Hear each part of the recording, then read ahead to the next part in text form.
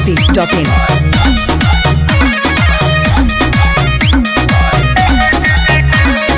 आता है नाम खर्चीले में, फेशियल कराती हूँ दिल में।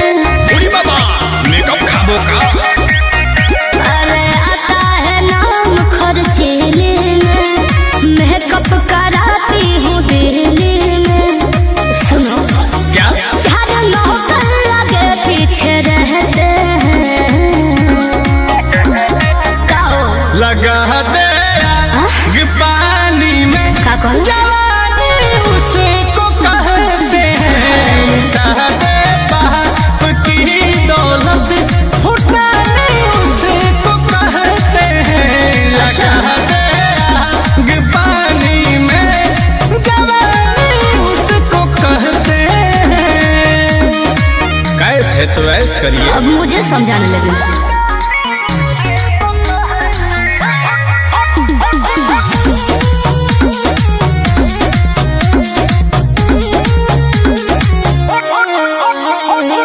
पापा के पैसे पे ऐसे करते हैं, कहते कि अपनी कमाई है। किसी के साथ जब देख भी लिया तो कहते कि मुंह बोले भाई है। अरे सब समझती हूँ, क्या समझे? प्यार तो कम ज्यादा मार करवा के गरम माहौल कर देती है।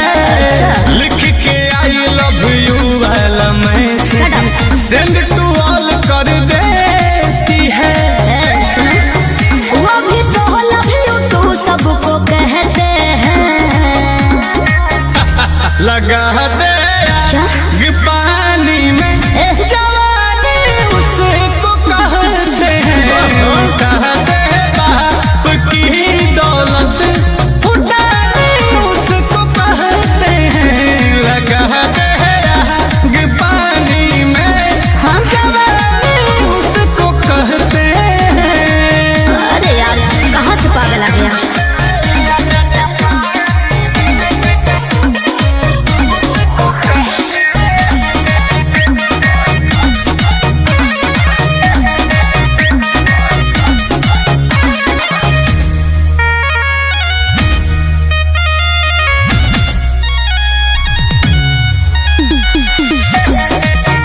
masti.in।